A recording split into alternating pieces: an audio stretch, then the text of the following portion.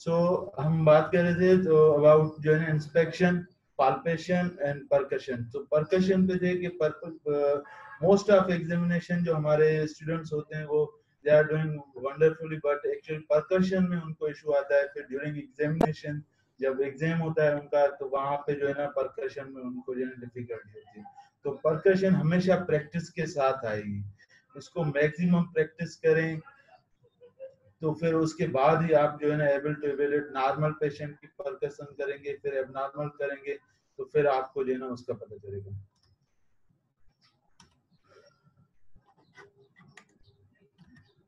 So in the end is auscultation. Auscultation अब ये है कि आपकी विद टाइम जब आप very you will be very familiar with these diseases.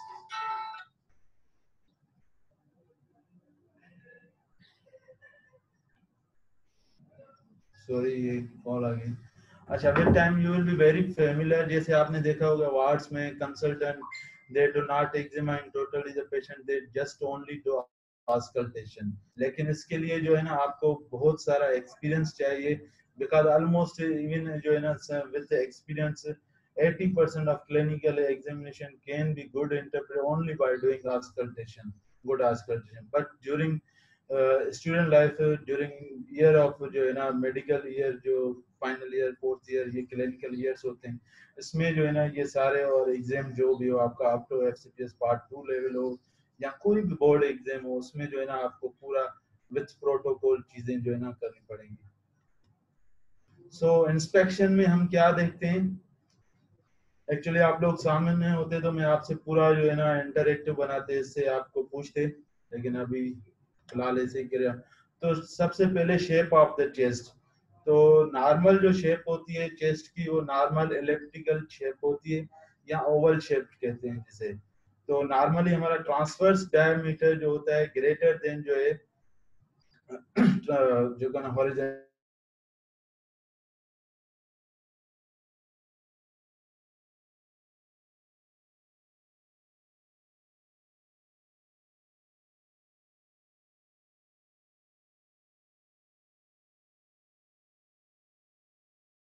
है वो अल्टर हो जाती है।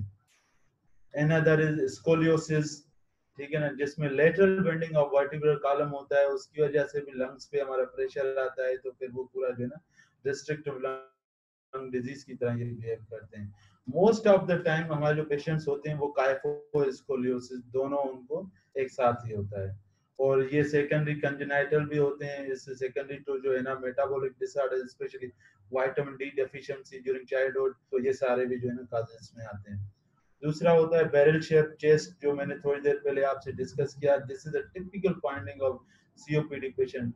सो एग्जामिनेशन के साथ अगर किसी का आपको इवन हिस्ट्री पता नहीं, just look at the patient, he is pursuing of the lips using accessory muscles having barrel shaped chest, so you will think of this as a COPD. So these are the ये वो चीजें हैं, actually ये spot diagnosis है, इसमें आपको even history की भी जरूरत नहीं पड़ती है, और आपको पता चलता है कि इनको जो है ना सीओपीडी है, वो भी एडवांस लेवल की है, तभी इनको बैरल शेप चेस्ट हुआ है। So another is the flattening of chest. तो क्रोनिक जो लंग डिजीज है, स्पेशली जब लंग फाइब्रोस हो चुका होता है, तो चेस्ट की मूवमेंट्स नहीं होती, तो चेस्ट बिल्कुल जो है ना फ्लैट होती है। या अंडरलाइन क्रोनिक एम्फाइमा हो गया, वहां पे मूवमेंट नहीं आ रही, लंग का मास है कोई अंडरलाइन, उसकी वजह से वहां पे क्रोनिकली मूवमेंट्स होती नहीं, तो क्या होता है वहां पे चेस्ट आपकी फ्लैट हो जाती है। लेकिन ऑलवेज डू, अब बेसिक कॉन्सेप्ट ये है कि जब भी आप इंस्पेक्शन करोगे तो दोनों तरफ देखोगे चेस्ट के, ठीक है ना, always to compare other side, वरना आपको जो है ना फाइंडिंग जो है ना पता नहीं चलेगा कि जो है ना कि ये साइड जो है ना डाउन है, ये क्या है। और इसको देखने के लिए हमेशा फुट एंड पे, जिस तरह आप एब्डोमिनल एग्जामिनेशन कर रहे थे, उसी तरह फुट एंड पे आके फिर आप इसको जो है ना देखेंगे कि कहाँ पे बल्ज है या फ्लैटनिंग है इसमें।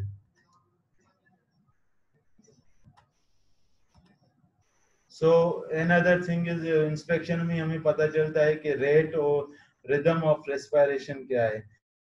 तो रेट के बारे में तो आपने सब सुना होगा कि सब लोगों ने, you will heard of it from जो है ना since first year of medicine MBBS, कि normal respiratory rate generally 14 to 16 होता है, लेकिन टेकिपेनिया के लिए डिफरेंट बुक्स डिफरेंट जो है ना लिखते हैं। जनरली हम जो वार्ड प्रैक्टिसेस आईसीयू में और जगह पे करते हैं कि ग्रेटर देन 20 अगर किसी का रेस्पिरेटरी रेट है तो ये इंक्रीज रेस्पिरेटरी इसको बोलते हैं टेकिपेनिया, और इसको फिर अकॉर्डिंगली जो है ना मैनेज करते हैं। तो रेट जो है आपसे जो एक्सपेक्ट करते हैं कि आप बता सकते हैं, अगर किसी को 18 ही बताया चलो ठीक है, जनरली 20 जो है ना उसको कंसीडर करें, और जिसने जहाँ पे जो पढ़ा है उस रेफरेंस के साथ वो बात कर सकता है। इसमें कोई भी हार्ड एंड फास्ट रूल नहीं कि कोई आपको कहे कि आपने 18 क्यों बताया 20 क्यों, जनरली 20 जो है इसमें कंसीडर किया जाता है। So rate of respiration adult में 20 to 14 जो है ना वेरी करता है, कुछ बुक्स आपको 16 to 18 भी लिखेंगे। सो measurement of the chest expansion, तो ये एक तो आपको पाल्पेशन पे और ड्यूरिंग जो है ना आप पेशेंट को एग्जामिनेशन जब इंस्पेक्ट करेंगे तो देखेंगे चेस्ट इसकी ड्यूरिंग ईच ब्रेथ एक्सपेंड हो रही कि नहीं हो रही है। एक तो ग्रासली, फिर लोकलाइज्ड एरिया, स्पेशली आप जो है ना supraclavicular fossa, infraclavicular fossa and below the chest, आप देखेंगे कि वो जो है ना इक्वली दोनों तरफ मूव हो रही है नहीं हो रही। फिर उनके डिफरेंशियल्स हैं वो हम नेक्स्ट क्लास में जो है ना इंपॉर्टेंट डिजीज की जस्ट इंटरप्रिटेशन पढ़ेंगे।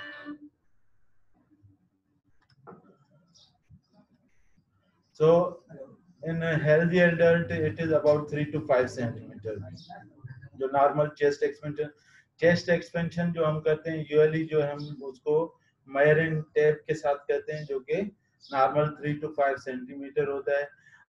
अब ये कोई हार्ड एंड फास्ट रूल नहीं है, आजकल के दौर में तो वैसे क्लिनिकल में इसकी इतनी कोई सिग्निफिकेंस नहीं है, लेकिन ड्यूरिंग एग्जाम ये जो है ना वेरी इंपॉर्टेंट है। सो सिमेट्री ऑफ चेस्ट, वही जो मैंने आपको बताया दोनों तरफ सिमेट्रिकल है कि नहीं है, और सिमेट्री के साथ हम ये देखेंगे दूसरी जो अदर इम्पॉर्टेंट एबनॉर्मलिटीज हैं इंस्पेक्शन में चेस्ट के हिसाब से। आपने देखा होगा कि स्टर्नम उनका वेरी प्रोमिनेंट है, जिस तरह पिजन है तो पिजन का होता है तो उसको जो है ना पिजन चेस्ट कहते हैं। पेक्टस कैरिनेटम होता है, पेक्टस जो है ना, और चेस्ट एक्सपेंशन है हेल्दी जो है ना वो वही दोबारा जो है ना बात रिपीटेडली कि इक्वल, इसको जो है ना ये बेसिक कॉन्सेप्ट्स हैं, इसको हमेशा जो है ना ये पढ़ने से नहीं ये करने से आएंगे, ठीक है ना।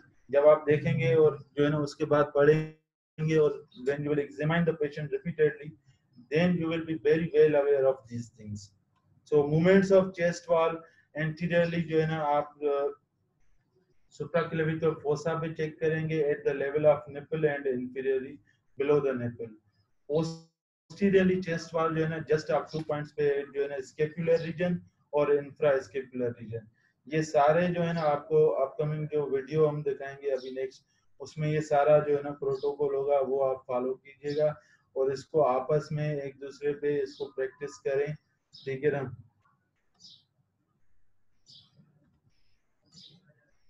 सो फिर पाल्पेशन में हमारा ये होता है कि before making systemic chest where the present complaints there is a swelling, मतलब कि पाल्पेशन का मकसद ये है कि इसमें एब्डोमेन के कोई डीप पाल्पेशन नहीं है, जस्ट देखना है कि कोई ऑब्वियस स्वेलिंग वगैरह तो नहीं है, कोई प्रोमिनेंट वेसल्स हैं उनको चेक करना है, जैसे इंफीरियर वेनर केवल ऑब्स्ट्रक्शन आपने पढ़ी होगी, हमारे पास मेलिग्नेंसी के साथ आपका आता है सुपीरियर वेना केवा ऑब्स्ट्रक्शन, उसमें अपर जो चेस्ट होती है वो वेसल्स डायलेटेड होती है, और उसके अलावा जो है सबक्यूटेनियस टिश्यू में एयर चली जाए इसको जो है ना सबक्यूटेनियस एम्फाइसीमा करते हैं, उसको जो है ना आप चेक करेंगे। Position of the apex beat and trachea, जब भी आप पाल्पेट करें तो आपने कार्डियो में भी पढ़ा होगा अपेक्स बीट का, तो आपको जो है ना अवेयर होंगे। दूसरा ट्रेकिया, अब ये जो एग्जामिनेशन है ना ये वेरी इंपॉर्टेंट है, इससे आपकी जो है ना रिलेवेंट डायग्नोसिस वेदर कंसोलिडेशन है, इफ्यूजन है, निमोथोरेक्स है, इसका पता चलेगा। तो ट्रेकिया जो है डिफरेंट मेथड से पाल्पेट की जाती है, तो 3 finger method, 2 finger method, 1 finger method, ये आपके सिंपल बेड साइड बुक है और एडवांस बुक है, मैकलाइट से हचिसन है और भी उनमें से जो है ना ये आप दोबारा भी उनसे भी रीड कर सकते हैं। तो 3 फिंगर मेथड जो है सबसे जो बेस्ट होता है, आप दोनों तरफ जो है चेक करेंगे कि किस साइड पे ट्रेकिया की जो है ना गैप कितना है, there should be equal gap, जहां पे गैप कम नजर आ रहा है तो डेफिनेटली ट्रेकिया वहां पे मूव्ड है, ठीक है ना। तो trachea normally slightly on the right side shift होती है, लेकिन इतना सिग्निफिकेंट वो नहीं होता उसका। इन नॉर्मल सब्जेक्ट्स ट्रेकिया जो है ना जस्ट सुपर एक्सटर्नल ये जो नॉच है जिस इससे अबव जो है ना आप 2 फिंगर 3 फिंगर और 1 फिंगर मेथड से जो है ना चेक कर सकते हैं। लेकिन ये भी आएगा तब जब आप फ्रीक्वेंट जो है ना आप ट्रेकिया देखेंगे नॉर्मल, फिर जब आप एबनॉर्मल देखेंगे फिर इजीली पिक करेंगे उसको। अपेक्स बीट वो आपने कार्डियो में पढ़ी होगी, नॉर्मली 5th इंटरकॉस्टल स्पेस होता है। फिर उसमें जो है ना हम चेक करते हैं कि ये जो है ना मीडियल जो आपका पुल है या ज्यादा जो है ना टुवर्ड्स द लेफ्ट साइड जो है ना ये शिफ्ट हुई है, शिफ्टिंग ऑफ अपेक्स बीट। तो जो हमारे पास जो shifting of apex beat with respiratory disease is very important. अगर किसी का apex beat towards the left है, ट्रेकिया भी टुवर्ड्स द लेफ्ट है, और आपको जो है ना फाइंडिंग भी टुवर्ड्स लेफ्ट मिल रही है, तो मतलब ये या तो फाइब्रोसिस होगा या तो इसको कोलैप्स होगा। लेकिन ये दोनों चीजें अगर अपोजिट साइड शिफ्ट हो रही हैं तो क्या होगा, कोई चीज ऐसी है जो इनको जो है ना उधर पुश कर रही है, तो उसमें क्या हो सकता है, आपका इफ्यून होगा और आपका न्यूमोथोरेक्स होगा, हवा है या पानी है जो उसको जो है ना शिफ्ट कर रहा है। तो ये बेसिक 2 3 4 इंपॉर्टेंट काजेज हैं जो कि आके जो है ना लिखे हुए हैं। सो एक्सपेंशन ऑफ द चेस्ट वो मैंने आपको बताया था पहले। तो हम जो है ना इंस्पेक्शन करेंगे, जब एक्सपेंशन में आएंगे तो आप ड्यूरिंग जो है ना मेयरिंग टेप के साथ उसको जो है ना मेयर करेंगे कितना है। नॉर्मल 3 to 5 सेंटीमीटर होता है, उससे कम हो तो चेस्ट मूवमेंट्स जो है ना एक्सपेंशन कम है। अब वो किस में मिलेगा, उसके वेरिएबल काजेज हैं। ड्यूरिंग जो है एक्यूट फेज ऑफ डिजीज जब बंदा टायर्ड आउट हो जाता है तो रेस्पिरेटरी मसल्स इतनी मूव नहीं करती, अब वो एग्जाम के दौरान होगा नहीं। So major you will find this expansion decrease is a very good example is a COPD, a patient with a emphysema, you will find a decreased chest movements overall। तो एक होता है चेस्ट एक्सपेंशन, दूसरा होता है chest movements. Expansion is done with मेयरिंग tape, while जो आपका जो चेस्ट मूवमेंट्स हैं वो पाल्पेटरी मेथड होता है, वो वीडियो में आप देखिएगा कि उसको किस तरह करते हैं। वो दोनों जो है ना हैंड्स रख के फिर दोनों साइड पे पेशेंट को कहते हैं कि टेक अ डीप ब्रीथ, तो उससे आपको अंदाजा लगता है कि किस साइड पे जो है ना ब्रीदिंग जो है ना एफर्ट कम है। लोग फिर उससे क्या है हमें पता है this is a localised disease, तो आपके डिफरेंशियल बिकम नैरो के ये जो है ना अंडरलाइंग लंग एब्सेस है, लोकलाइज्ड एम्फाइमा है, लोकलाइज्ड फाइब्रोसिस है। लेकिन expansion of the chest shows that grossly whole lung is affected.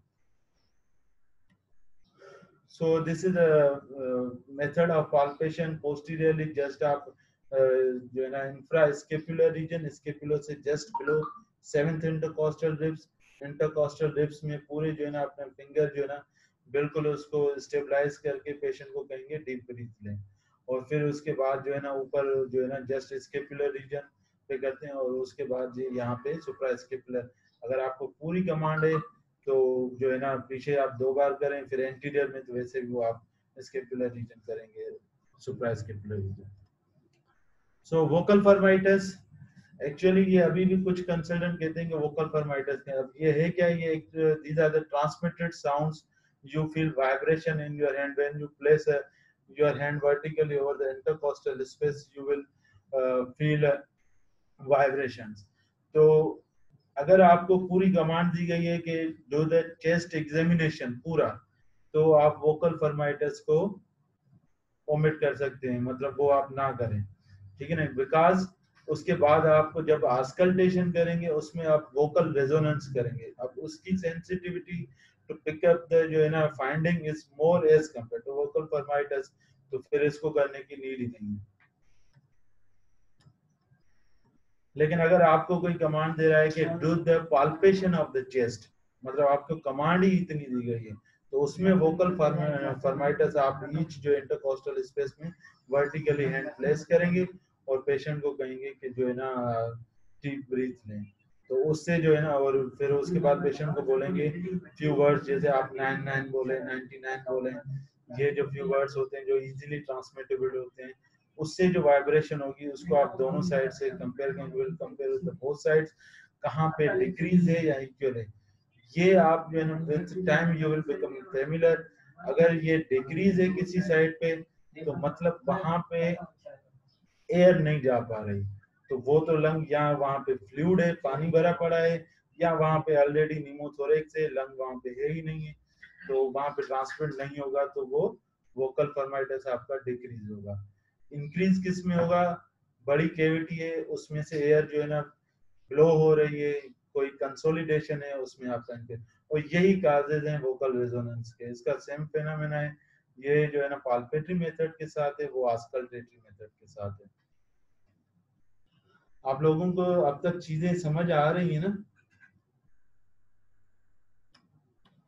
So percussion, वही परकशन एक्चुअली जो परकशन का मेथड है, इसमें दोनों हैंड्स यूज करते हैं, एक जो है लेफ्ट हैंड या राइट, अब डिपेंड करता है कौन जो है ना किस हैंड से प्रोमिनेंट है, कौन सी। तो नॉर्मली क्या होता है, लेफ्ट हैंड प्लेस करते हैं, उसके बाद जो है ना मिडिल फिंगर ऑफ द जो है ना राइट हैंड, रिस्ट मूवमेंट होती है, कुछ लोग करते हैं यूं यूं, तो पूरा हैंड मूव नहीं करता है, जस्ट रिस्ट मूवमेंट होती है। और जैसे ही आप पाल्पेट करें, उसको परकस करें, फिर उसके बाद इमीडिएटली उसको विड्रा करना होता है, रखने के बाद जो है वाइब्रेशन और साउंड जो है ना अफेक्ट होते हैं। ठीक है ना? तो ये वीडियो में भी आप जो है ना इसको देखेंगे, और इस पे मैक्सिमम आपको प्रैक्टिस करनी है, पढ़ने से सिर्फ पता चलेगा। ठीक है? When you will do clinically, normal बंदों में गए तो नॉर्मल का पता है, then you will be able to find out abnormal. तो इस पे जो होता है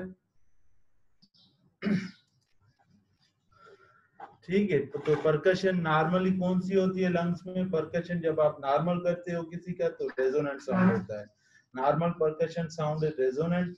इसको डिफाइन करने की इतनी जरूरत नहीं है, इसको जब आप करेंगे तो आपको पता है this is a normal resonant sound. और फिर उसके बाद एबनॉर्मल में क्या होता है, आपने जो एब्डोमेन की परकशन करते हैं चेस्ट में, उसमें मोस्ट इंपॉर्टेंट है। आप किसी के अंदर जो है अगर पानी हो, कोई सॉलिड चीज हो, उसके बाद आप परकस करेंगे, तो वो आप को जो है ना साउंड ट्रांसमिट नहीं होगा, क्योंकि वहां पे एयर नहीं आ रही। तो इफ्यून में और जो है फाइब्रोसिस में, ठीक है ना, एम्पाइमा में, इसमें आपको जो है ना डल परकशन, और स्पेशली इफ्यून में तो बिल्कुल ट्रांसमिशन नहीं होगी, एयर फ्लूइड के अंदर तो मूव नहीं हो सकती, तो उसमें तो स्टोनी डल परकशन उसे बोलते हैं। तो ये परकशन जो है ना आप स्टार्ट करेंगे राइट फ्रॉम जो है ना सुप्रा क्लेविकल फोसा, और फिर उसके बाद जो अपना क्लेविकल है उस पे जो है आप क्लेविकल पे डायरेक्ट जो है ना परकस करते हैं, उस पे फिंगर के साथ आपको साउंड नहीं आएगा, उसमें डायरेक्ट परकशन करते हैं क्लेविकल, जस्ट क्लेविकल के बिलो, फिर इंट्राक्लेविकल, ईच इंटरकोस्टल स्पेस पे आप परकस करते जाएंगे। लेकिन ड्यूरिंग परकशन ये याद रखिएगा, कुछ नॉर्मल डलनेस एरियाज होते हैं, तो उसको जो है ना देखना लाजमी है। सपोज यू फाइंड परकशन जो है ना over area below the sixth intercostal space anteriorly, so liver dullness पहले आप चेक करेंगे कहाँ पे है, ताकि आपको ये ना लगे कि ये फ्लूइड है। तो सबसे पहले लिवर डलनेस आपको चेक करनी है, वो कहाँ है, फिर आप जो है ना पूरा इंटीरियर चेस्ट फोकस करेंगे, फिर later on the posterior chest जो है ना इसी तरह जो कार्डिक डलनेस से नॉर्मली आपको पता नहीं होना चाहिए कि पता होना चाहिए कि ये where is the normal cardiac dullness. So just below the fourth intercostal space on the left side, और इसको आप लेटरली अप टू 6, फोर्थ से लेके 6 फिर लेटरली आएंगे। अगर आप इस एरिया पे जब परकस करेंगे तो वो क्या होगा, डल होगा, तो you will misinterpret as underlying disease. तो you should be aware of the normal dullness of underlying viscera. ठीक है? फिर उसके बाद वो जो है ना एबनॉर्मल जहाँ पे भी डलनेस होगी, वो आप जो है दोनों साइड से कंपेयर करेंगे, फिर उसमें जो है ना आपको पता चलेगा। Anteriorly up to fifth intercostal या सिक्स तक आपका लिवर होता है, नीचे जो लेटरली लिवर जो है सिक्स इंटरकोस्टल स्पेस से बिलो होता है, पोस्टीरियरली एट इंटरकोस्टल स्पेस से बिलो होता है। तो ये लैंडमार्क्स आपको जो है ना पता होने चाहिए इसके। तो इसके लिए जो है ना मैक्सिमम प्रैक्टिस और बैकग्राउंड में नॉलेज कि कहाँ पे चीजें जो है ना क्या है, तो नॉर्मल एनाटॉमिकल लैंडमार्क्स का थोड़ा बहुत जो है ना आपको पता होना चाहिए इसके बारे में। सो इन द लास्ट परकशन के बाद जो मोस्ट इम्पोर्टेंट आता है, जिसमें मैंने आपको बताया later on when you will have a maximum experience during house job residency, फिर उसके बाद जब आप कंसल्टेंट बन जाएंगे, तो most of you will see the consultant only do auscultation. ठीक है ना? तो auscultation no doubt we should do complete thorough examination, लेकिन स्टिल वेल नोन जो है ना, जो वेरी फेमिलियर होते हैं specially chest physician, they can जो है ना just by doing auscultation they can recognize the underlying disease, but percussion और ये सारी चीजें रिलेवेंट करके ही फिर लेटर ऑन उससे कंपेयर करते हैं। तो auscultation में हम क्या सुनते हैं, breath sounds. So you all are aware that normal there are two types of जो है ना ब्रीदिंग साउंड्स, एक होता है वेजिकुलर ब्रीदिंग, दूसरा होता है bronchial breathing. So vesicular breathing is normally जो लंग में, तो उसके जो आपका पेरेंकाइम और एल्वियोलाई के दौरान जो एयर मूव हो रही थी, जो साउंड प्रोड्यूस होता है उसके, उसको जो साउंड होता है उसको बोलते हैं नॉर्मल, मतलब वो वेजिकुलर ब्रीदिंग होती है। और दूसरा होता है एबनॉर्मल जो है ना साउंड होता है, ठीक है ना, जिसको बोलते हैं ब्रोंकियल ब्रीदिंग। ठीक है ना, अब ब्रोंकियल ब्रीदिंग ये, एक तो इसको वर्ड से जो है ना याद कर लें, ब्रोंकियल मतलब ब्रोंकाई और ट्रेकिया, ठीक है ना, ये जो मेजर एयरवेज है एल्वियोलाई तक नहीं, जहां जहां पे ये मेजर एयरवे, यहाँ पे ये ना ब्रोंकियल ब्रीदिंग मिल सकती। अब ये वाले area specially over the trachea और नियर द मीडियास्टिनम जो है ना आपका, वहां पे जो है ना मेजर ब्रोंकाई होता है, वहां पे आपको ब्रोंकियल ब्रीदिंग मिल सकते हैं। अदर देन दिस कहीं पे भी आपका जो है ना ब्रोंकियल ब्रीदिंग मिले तो दिस इज एबनॉर्मल। अब होता ये है कि जैसे हालो स्पेस से ना कोई चीज गुजरे और वो फिल्टर जिस तरह एल्वियोलाई कहते हैं वो नहीं होती। अब कंसोलिडेशन है, लंग पूरा कंसोलिडेट है, वहां पे एयरवे जा रहा है लेकिन वो एल्वियोलाई पूरी कंसोलिडेट फिल्टर नहीं हो रही, तो क्या होगा उससे कि आपकी ब्रोंकियल ब्रीदिंग वहां पे डेवलप होगी। तो bronchial breathing is abnormal. Bookish आप पढ़ेंगे तो नॉर्मल इंस्पायरेशन ज्यादा होती है, एक्सपायरेशन कम होती है, नो डाउट। ब्रोंकियल ब्रीदिंग में आप सुनेंगे तो उसमें कहते हैं कि एक्सपायरेशन प्रोलॉन्ग होती है, इंस्पायरेशन कम होती है, and definite pause between the inspiration and expiration. To be very frank कि ये जो चीज होती है कि ब्रोंकियल ब्रीदिंग की जो डेफिनेशन है क्लिनिकली जब आप इसको करेंगे, it is very difficult to pick के डेफिनेट पॉज कहाँ पे आया ये वो। तो वो टिपिकल जो करेक्टरिस्टिक ब्रीदिंग है वो आप ट्रेकिया पे सुने और फिर अंडरलाइन जो है ना टिश्यू पे सुने कि वहां पे किस तरह, फिर उससे कंपेयर करें ट्रेकिया की तरह ही वहां मिल रही है, तो दिस इज जो है ना एबनॉर्मल। तो ऑलवेज जो आजकल ट्रेकिया एक दो बार करेंगे you will be familiar with the bronchial breathing, और फिर उसको आप कहीं पे भी जो back of lung, anterior chest, lateral chest, कहीं पे भी आजकल डेट में अगर आपको मिल रही है तो दिस इज दी एबनॉर्मल। फिर ब्रोंकियल ब्रीदिंग के कंसोलिडेशन में आ सकती है, कैविटेशन में आ सकती है, इवन फाइब्रोसिस में आ सकती है, और वो लंग का कोलेप्स पार्ट जिसमें वो नेरो होता है, कंप्लीटली कोलेप्स नहीं होता, वहां से जब एयर गुजरती है तो वो भी जो है ना आपको ब्रोंकियल ब्रीदिंग मिल सकती है। तो ये वही चीजें जो मैंने बताई वो जो है ना इसमें लिखी हुई है, ये सारी आप पढ़ सकते हैं। ठीक है, अब ये तो हो गए नॉर्मल। अब सबसे पहले जब आस्कल्टेशन करेंगे, आस्कल्टेशन में कभी समटाइम्स जो एग्जाम में आपको just only command chest examination में do the auscultation of this patient, do auscultation of anterior auscultation और posterior auscultation and do the relevant. Relevant मैंने आपको सारे बता दिए कि जिसमें आप क्लबिंग चेक करेंगे हमेशा चेस्ट पेशेंट में, पेलार क्लबिंग जो है ना, ये सारी चीजें मैंने आपको ऑलरेडी डिस्कस की थी। तो आस्कल्टेशन इज वेरी इंपॉर्टेंट। समटाइम्स सिर्फ यही कमांड होती है टाइम की वजह से और ये सारी चीजें, और वैसे भी फाइंडिंग अगर सिर्फ आस्कल्टेशन पे तो वो सिर्फ आस्कल्टेशन, ब्रोंकियल ब्रीदिंग का पेज होगा, आपको बोलेंगे आस्कल्टेट करें। ठीक है, तो आस्कल्टेशन में हमेशा चार चीजें देखती हैं। सो दीज फोर थिंग्स जो है ना आपको फिंगर टिप्स पे पता होनी चाहिए। वो कौन सी हैं? सबसे पहले देखेंगे ब्रेथ साउंड्स जो है ना आ रहे हैं, ठीक है ना, इंटेंसिटी उसकी कैसी है, दोनों साइड इक्वल हैं कि नहीं है, कहीं पे बड़े हुए हैं या बिल्कुल कम है। अब इफ यू नो निमोथोरेक्स, जैसे मैंने आपको अर्लियर बताया वहां पे एयर पहुंच ही नहीं रही, ट्रांसफर हो ही नहीं रही, ऑलरेडी लंग फटा हुआ है, उसमें एयर बाहर से है, एल्वियोलाई उधर है ही नहीं, तो वो कहाँ से जाएगा। तो उसमें जो है ना आपको जो है ना इंटेंसिटी ऑफ साउंड डिक्रीज हो जाएगी। क्रोनिक सीओपीडी के पेशेंट हैं, जैसे मैंने बताया चेस्ट मूवमेंट्स कम होती हैं, एयर एंट्री आपकी कम होगी। तो ऑलवेज टू कंपेयर के बोथ साइड पे एयर इंटेंसिटी कैसी है। फिर ब्रीदिंग पैटर्न जो है ना, वो ब्रीदिंग जो है ना कैसी है, नॉर्मल वेजिकुलर ब्रीदिंग है या abnormal vesicular, abnormal bronchial breathing है। तो वो आपको फिर देखना है कि कौन सी ब्रीदिंग है। तीसरा आस्कल्टेशन में क्या करते हैं, तीसरा हम जो है ना वहां पे देखते हैं कि एडिड साउंड्स हैं कि नहीं। तो since third year you will B, आप सब लोगों ने सुना होगा अबाउट बीज एंड क्रैकल्स, ठीक है, और प्लूरल रैप। और भी साउंड्स होते हैं डिफरेंट, लेकिन up to final year level these three sounds are very important. Among them, V's and crackles are most important for you, but you should be aware about the plural rub.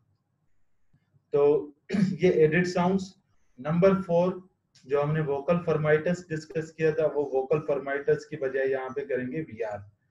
तो ये चार चीजें जब भी आपको ward में, round में, house job के दौरान, वैसे जब क्लिनिकल आप किसी क्लिनिक के साथ जो है ना अटैच हैं, वो करवा रहे हैं, तो ड्यूरिंग दिस, तो मोस्ट ऑफ टाइम टाइम नहीं होता पेशेंट के पास और हमारे पास इतना, फिर हम do give you command of auscultation. तो ये चार चीजें आपने बताएं कि sir there is normal intensity of sounds on the both side and there is bronchial breathing over जो है ना anterior chest, or there is no any added sound and there na vocal resonance is increasing। इससे आप interpret करेंगे तो आपको most of जो है चीजों का पता चलेगा। ठीक है, तो ये सारी बेसिक चीजें थी मैंने बताया। और वोकल रेजोनेंस का ये है कि 99 जो है ना, और डिपेंड करता है, अब यहाँ पे जो है ना खुद बलोच भी लोग आते हैं, सिंधी स्पीकर भी आते हैं, तो वो कोई भी कमांड जिससे जो है ना आपका साउंड जो है, स्पेशली नो नो, हम उर्दू में बोलते हैं नो नो नो, बोले तीन तीन तीन, फिर उसको आप आस्कल्टेशन पे देखें कि ये इंक्रीज हो रहा है कि डिक्रीज हो रहा है। ठीक है, फिर इसके बाद जो हमने, जो मैं आपको बताया एडिट साउंड्स। अब एडिट साउंड्स के बारे में जो है ना इम्पोर्टेंट है। तो एडिट साउंड्स में क्या बताया था मैंने आपको, एक तो वीज होता है, क्रैकल्स होते हैं, और उसके अलावा प्लूरल रब और डिफरेंट साउंड्स होते हैं, लेकिन ये आपके लिए तीन इम्पोर्टेंट है।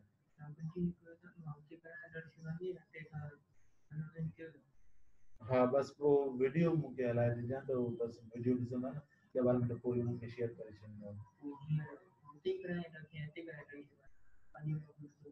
बस मुझे 15-20 मिनट लगा, बस ऑलमोस्ट कंप्लीट है वीडियो जो था ना।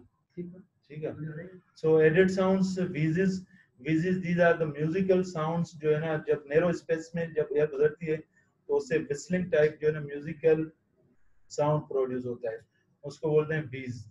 ठीक है ना। अब वीज में कुछ लोग बोलते हैं रोंकाई, कुछ लोग बोलते हैं वीज। वीज is a typical music sound that is a high pitch. अगर वो साउंड जो है म्यूजिकल टाइप आ रहा है लेकिन लो पिच है, तो उसको जो है ना हम रोंकाई बोलते हैं। ठीक है ना। फिर उसके बाद वीज जो है ना फर्दर आप क्लासीफाई करें, मोनोफोनिक वीजेस होते हैं, पॉलीफोनिक वीजेस होते हैं। तो मोनोफोनिक वीजेस जो होते हैं mostly patient with asthma, COPD, bronchitis, इसमें जो है ना कोई भी पेशेंट अंडरलाइंग जो है ना ऑब्स्ट्रक्टिव एयरवे डिजीज, जो आपने क्लासिफिकेशन सिंस पैथोलॉजी जो है ना ये पढ़ी होंगी, एक ऑब्स्ट्रक्टिव होती है, दूसरी रिस्ट्रिक्टिव होती है। तो ऑब्स्ट्रक्टिव डिजीज जो भी है उसमें जो है ना वीज मिल सकता है हमारे, और वीज का जो है ना वो अक्सर इनमें मोनोफोनिक टाइप होता है। जो पॉलीफोनिक टाइप वीज होते हैं ये डिफ्यूज ब्रोंकिटिस, फाइब्रोसिस के साथ किसी को एम्फाइसीमा है या ऑब्स्ट्रक्टिव एयरवे डिजीज है या टिपिकल ऑफ पल्मोनरी एडिमा, ठीक है, उसमें वो पॉलीफोनिक वीजेस होते हैं। या एडवांस डिजीज है, पेची डिजीज है, किसी लंग में फाइब्रोसिस ज्यादा है, किसी में कम है, किसी है, तो उसमें जो है ना पॉलीफोनिक डिफरेंट टाइप की साउंड की इंटेंसिटी, एक वीज जो है ना स्मॉल इंटेंसिटी है उसके साउंड की, दूसरे ज्यादा ज्यादा है, तो इसको जो है ना पॉलीफोनिक बोलते हैं। और सेम इंटेंसिटी के साउंड्स आए तो इसको मोनोफोनिक वीज होते हैं। तो एक मैं आपको ड्यूरिंग जो है ना एक पल बता देता हूँ कि आप जब प्रैक्टिस में आएंगे तो जिसको भी चेस्ट में एग्जामिन करेंगे वीज मिलता है, लोग उसको अस्थमा लेवल करते हैं मोस्ट ऑफ फिजिशियन या जो भी, फिर उसको जो है ब्रोंकोडायलेटर देना चाहिए। तो हर वीज अस्थमा नहीं होता, ये जनरल कोटेशन है। जब भी हम डिस्कस करते हैं हमारे पास एकेयू में या कहीं पे भी, तो ये स्टूडेंट्स को ओवरऑल कॉन्सेप्ट ये होता है कि आगे चल के सबको मतलब ये कॉन्सेप्ट कि ये नहीं कि बस वीज है तो इट्स अस्थमा। तो there are lot of different causes of disease, obstructive airway disease के अलावा भी किसी डिजीज में, लेकिन नो डाउट कॉमन काजेज जो हैं सीओपीडी, अस्थमा और आपका जो है ना पल्मोनरी एडिमा, इनमें तो these 3 to 4 causes are very important, और ये आपसे एग्जाम में जो है ना हर कोई एक्सपेक्ट करेगा। दूसरी चीजों में शायद माफी हो, ये बेसिक चीजों पे जो है ना कोई इस पे वो नहीं है। और जो जितना ज्यादा आप अच्छे बुक पढ़ेंगे, मैकलाइड पढ़ेंगे या बेडसाइड भी ठीक है, मैकलाइड है कोई अच्छा हचिसन वगैरह, तो नो डाउट उसका एडेड फैक्टर होता है, और फिर वो जो है ना ऐसे वो स्टूडेंट 10/10 के लिए जो है ना प्रिपेयर हो रहे होते हैं। सो बीच का मैंने बता दिया कि अस्थमा में, और क्रेप्टेशंस क्या है। क्रेप्टेशंस एक्चुअली जब लंग्स के अंदर जो है ना सीक्रेशंस हो या लंग स्टिफ हो, जब उसमें जब एयर गुजरती है सीक्रेशंस या स्टिफ एल्वुलर लेवल पे, अब ब्रोंका और वो जो होते हैं कि मेजर एयरवेज से ट्यूबुलर स्ट्रक्चर, जैसे ब्रोंका हो गया, टर्मिनल ब्रोंक्यूल्स हो गए, उसे जब आप एल्वुलर लेवल पे आते हैं, वहां पे अगर कोई डिजीज है, जैसे आईएलडी हो गई, फाइब्रोसिस हो गई, इंटरस्टिशियल लंग डिजीजेस हो गए, ब्रोंकी केसेस में एल्वुलाई इन्वॉल्व हो जाते हैं, ठीक है, कोई निमोनिया हो गया उसमें भी एल्वुलाई इन्वॉल्व हो जाते हैं, तो वहां पे जब एयर फ्लो करती है तो वहां से क्रैकलिंग और बबलिंग साउंड्स आते हैं, तो these sounds are called as crepitations. फिर इस क्रेपिटेशंस को फर्दर क्लासिफाई किया है कि जो एक फाइन क्रैकल्स होते हैं, एक कोर्स क्रैकल्स होते हैं, फर्दर इनको जो है ना क्लासिफाई किया अर्ली इंस्पायरेटरी, लेट इंस्पायरेटरी, इनके काजेज आप देख लीजिएगा, लेकिन most important thing is you should be able to जो है ना detect the rhonchi and crepitations. और थर्ड वन जो मैंने बताया वो प्लूरल रब है। सो दिस इज आल्सो जो है ना क्रैकलिंग साउंड होता है एक्चुअली, जब आपका प्लूरा जो नॉर्मल क्या होता है, visceral pleura and parietal pleura जो चेस्ट वॉल के साथ होता है, जब वो विसरल प्लूरा में इन्फ्लेमेशन होता है, व्हेन जो वो चेस्ट वॉल के साथ जब वो रब कर रही होती है, तो उसकी वजह से साउंड प्रोड्यूस होता है, जिसको बोलते हैं प्लूरल रब। अब प्लूरल रब का कैरेक्टरिस्टिक ये है कि यूजुअली लंग बेसिस पे ज्यादा होता है, क्योंकि ये जो बेस पे होता है लंग, वहां पे जो है स्टिक ज्यादा जो है ना चेस्ट वॉल से मूव कर रहा होता है, और कंसोलिडेशन ये सारे जो है ना अल्टीमेटली प्लूरा को भी इन्वॉल्व करते हैं, तो उसमें प्लूरल रब आपको इंस्पायरेशन में भी आएगा क्योंकि वो रब करेगा, फिर ड्यूरिंग एक्सपायरेशन भी जो है ना आपको वो प्लूरल रब सुनाई देगी। तो ये सारा जो है ना ऑस्कल्टेशन के बारे में था। और उसके अलावा हमारा नेक्स्ट टॉपिक जो होगा, हम इन्हीं फाइंडिंग्स, जब आप ये पीपीटी आपको फॉरवर्ड कर लूंगा, इसको पढ़ लीजिएगा, बेड साइड टेक्निक्स जो है ना वो देख लीजिएगा सारी, उसमें पढ़ लीजिएगा। और ये वीडियो मैं अभी आपसे शेयर कर रहा हूँ, वो वीडियो देख लें मैकलाइड का। मैकलाइड वीडियो जो है ना यूट्यूब पे भी पड़े हुए हैं, वो आप उधर से देख लें, तो फिर ये होगा वंस आप इससे बेहतर वो हो जाएगा, तो ये जो कॉमन सीनरियोज, तो हमारा 80 to 90% ऑफ जो बर्डन जो आपका एग्जाम में हो या क्लिनिकल किसी भी बोर्ड का exam, from third year to FCPS part 2, USMLE हो और एमआरसी हो, कोई भी बोर्ड एग्जाम हो, उनमें ये कॉमन काज होते हैं, मतलब केसेस होते हैं, ठीक है। ये एग्जाम में आपके इनमें से ही कोई केस होगा, ठीक है, कोशिश होगी कि इनमें से ही कोई केस हो आपके लिए। तो ये हम नेक्स्ट टाइम जो टॉपिक हम पढ़ेंगे तो उसमें ये सारे डिस्कस, लेकिन बिफोर डेट अभी जो चीजें हमने पढ़ी हैं इसको आप डिस्कस करें आपस में, ठीक है ना, व्हाट्सएप ग्रुप बनाएं, टेलीफोनिक एक दूसरे से डिस्कस करें, और घर पे जो है ना खुद ही एग्जामिनेशन की प्रैक्टिस करें। वीडियो जो मैं आपसे शेयर कर रहा हूँ अभी उसको देखें, और वो जो है ना रिपीटेडली देखें, और पढ़ने और देखने के बाद जब तक आप एग्जामिन नहीं करेंगे, ठीक है ना, तो आपको वो जो है ना उतना नहीं होगा। डिस्पाइट आप हमारा जो है ना एफसीपीएस पार्ट 2 पर मोस्ट ऑफ लोग फेल होते हैं, सिर्फ इन बेसिक चीजों में होते हैं। 3-4 ट्रेनिंग साल की ट्रेनिंग, फिर उसके बाद जो है ना मेडिसिन की ट्रेनिंग, और उससे पहले अल्टीमेटली जो यही चीजें होती हैं वेरी सिंपल, वहां पे बस थ्रेशोल्ड डिफरेंट होता है for third year, for final year, for जो है ना पार्ट 2 कैंडिडेट, ठीक है। तो इन चीजों को पढ़ने के लिए पहले आप ये सारी चीजें काम पढ़ लें। I will prepare next PPT for these cases, और उसको हम डिस्कस करेंगे। अभी आप लोगों को कोई भी क्वेश्चन हो, you are more than welcome to ask, अभी हो लेटर ऑन हो, मुझे व्हाट्सएप पे पूछ लीजिएगा, जगदीश को व्हाट्सएप कर लीजिएगा, ये जो हमारे जो है ना कंप्यूटर को सारा मैनेज करते हैं। अभी क्वेश्चन है कोई तो मोस्ट वेलकम। समझ में आया आप लोगों को?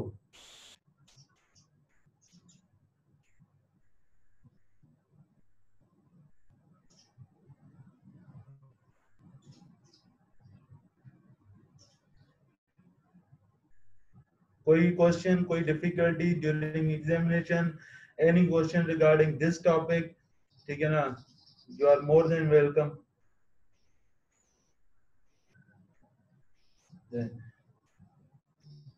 अगर आप लोगों को समझ आ गया, मैंने कोशिश की कि उर्दू लैंग्वेज ज्यादा यूज करूं और जो बेसिक चीजें आपको जो है ना समझाऊं सारी चीजें, ठीक है। जब हम ये पेंडेमिक खत्म होगा, जब हम लाइव आएंगे, डेफिनेटली वो वाला जो है ना टोटल डिफरेंट होता है बनस्पत इसके, ठीक है ना। You all are welcome to ask any time any question regarding the pulmonary medicine, critical care medicine, about जो है ना सारा कुछ भी आप पूछ सकते हैं, ठीक है। अभी ये मैं जो है ना जगदीश को कह रहा हूँ आपसे वीडियो शेयर कर रहा है, वो आप पूरा जो है ना वीडियो मेकलाइट का देख लें, और उसके साथ एक दूसरे भी छोटे वीडियोज हैं, वो आपको मैं इनको बोल दूंगा आपको व्हाट्सएप कर दें, फिर वो व्हाट्सएप पे आप देखते रहिएगा, और जो है ना कोई भी क्वेरी हो बाद में भी आप मुझसे पूछ सकते हैं, ठीक है। हाँ।